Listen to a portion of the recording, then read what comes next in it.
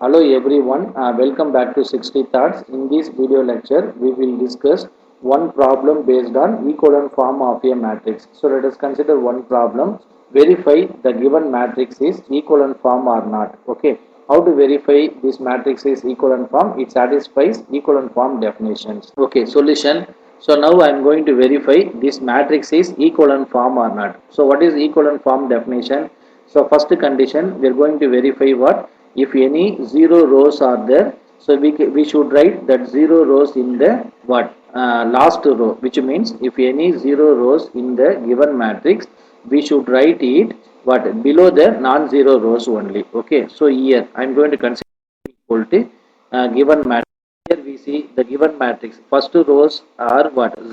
Only. So we should write this 0 rows what? Below the non-zero rows. So non-zero, third also non-zero, fourth row also non-zero.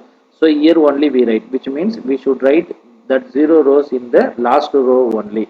So we get here what? 1, 2, 0, second one, 0, 1, 0, 0, 0, 0, 1. Last row we should write only 0 rows, 0, 0.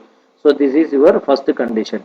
What condition? Second condition is each row first element we should get only one only, but here one. Coming to second row, first element is what? 0. Okay, that is an optional condition, no need to verify second one.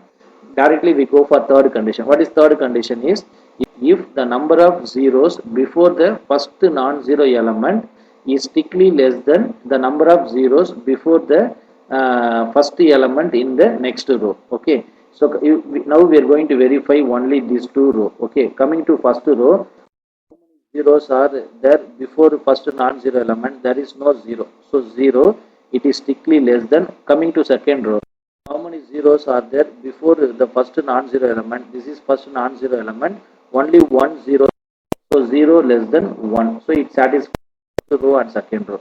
Now we are going to verify third once again, but second row and third. This is current row, this is next row. So I am going to verify equivalent form condition.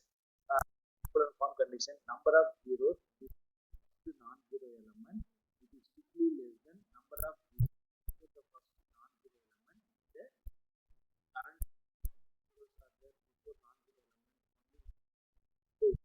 It is strictly zero. How many zeros are there before non-zero element? There are two zeros.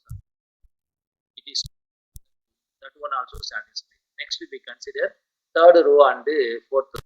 Fourth no non-zero element.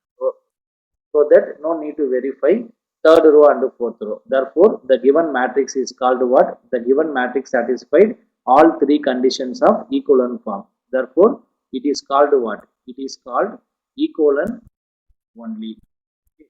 I hope you are enjoying the session.